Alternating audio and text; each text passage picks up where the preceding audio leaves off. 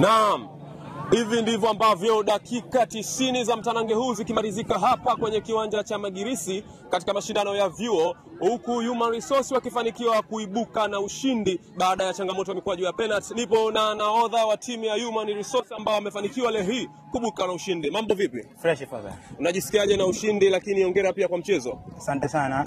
Tunajisikia furaha sana kama wana Human Resource. Tumekuja kuitambulisha kozi yetu kwa moyo mmoja.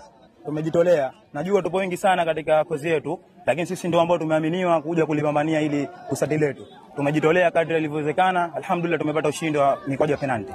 Okay, dakika 45 za kipindi cha kwanza timu yenu ilionekana kama imepoteza ile shape kwa maana ya muunganiko kuanzia kwenye safu ya ulinzi, ambapo mara nyingi katika ile backline ilikuwa ionekani, lakini kadri dakika zilivyokuwa zikisogea timu iliendelea kupata muimariko mzuri na chemistry ikaonekana kwenye kipindi chote ambacho mmeweza kumaliza hizi dakika 90. Yeah. Nini kile ambacho kilibadilika zaidi baada ya nyinyi kwenda mapumziko? Mwalimu aliwaambia nini na nyinyi mkaja kukiapply uwanjani ambacho kimepelekea mpaka sasa kuibuka na ushindi? First time tulishindwa kuelewana kwa sababu naweza kusema most of us ni first time tunakutana kama teammate.